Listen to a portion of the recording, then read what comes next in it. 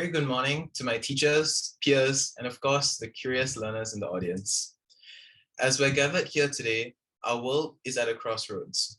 The crushing impact of climate change is one which we have unfortunately been forced to understand.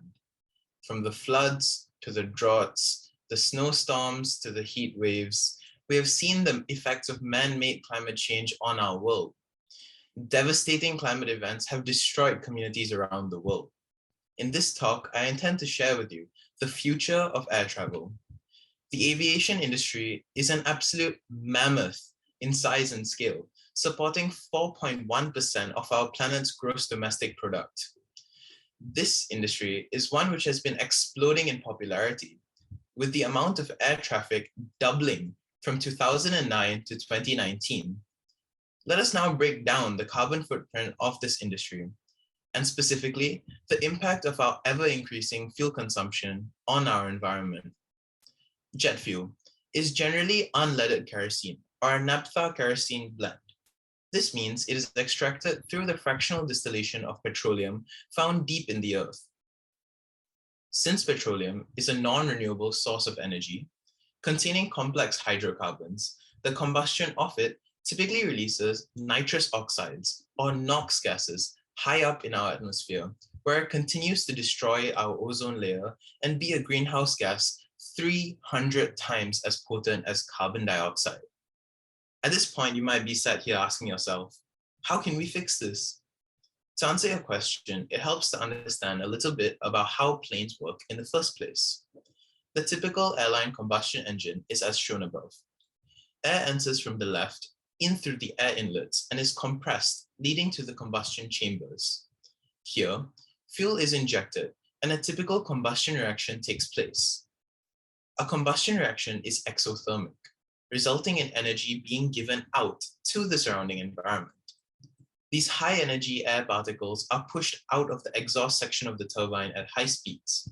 This air is then channeled down the wing as shown, generating lift by Newton's third law. In choosing fuels, airlines have to weigh many pros and cons, and a primary concern to these companies is the specific energy of a fuel. What is vital to note is that the greater the specific energy of a fuel source, the greater the amount of energy it contains per kilogram. From the table above, you can see how hydrogen's specific energy is nearly thrice that of the typical jet fuel. To put this in perspective, a fuel able to save an airline's 1 to 2% on fuel costs quickly becomes the most sought after one. So now it is clear to us all that the demand for hydrogen power is there. With this established, let us now move on to explaining how hydrogen-powered planes would work. Hydrogen could be used as a fuel source, just as we've been using kerosene. By designing an aircraft built for hydrogen, we can create a far more efficient and green future for aviation.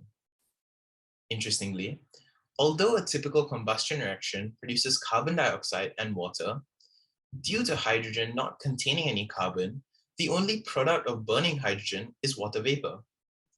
Hydrogen can be sourced responsibly, such that it poses no threat to our environment through the means of photoelectrochemical water splitting, photobiological water splitting, fermentation, or electrolysis. This whole time, we've discussed the pros of hydrogen, so let us now take a second to criticize it as well. Despite hydrogen being a light and energy-dense fuel source, it hasn't been adopted as widely as petrol for land vehicles due to the huge volume of hydrogen. Hydrogen is not dense. To put this in numbers, despite hydrogen's 120 megajoules per kilogram, it takes up 11.1 cubic meters to occupy that amount of energy. Comparatively, despite kerosene's lower specific energy, each cubic meter of kerosene contains 800 kilograms of kerosene. To put it simply, while using hydrogen sounds like a dream, storing and transporting it will prove nothing short of a nightmare. A common misconception of hydrogen is that it is more dangerous a fuel source than kerosene. Despite hydrogen being an incredibly flammable gas, it requires a greater oxygen concentration than kerosene to be explosive. This means as long as we detect hydrogen leaks early, we can safely contain the problem without worry of explosion. Here's the good news. Using hydrogen sensors, we can monitor any potential leakage of our highly explosive gas. This makes our storage and transportation process much safer.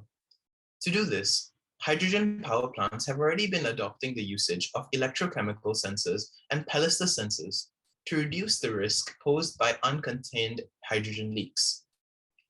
As well as this, engineers have cracked the problem of storing hydrogen safely, since hydrogen-based propulsion isn't even a new technology. Despite how revolutionary it seems in the context of aviation, rocket engines have long had liquid hydrogen as a fuel source. Rockets like the RL-10, Rocketdyne J2, YF-75, and many more have been successful uses of liquid hydrogen to produce tremendous lift.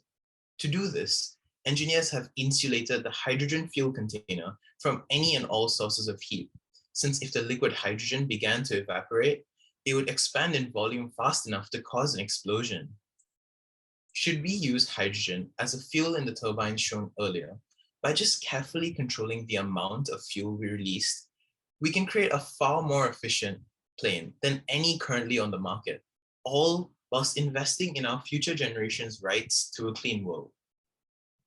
Finally, I'd like to share a little bit about current projects involving this technology.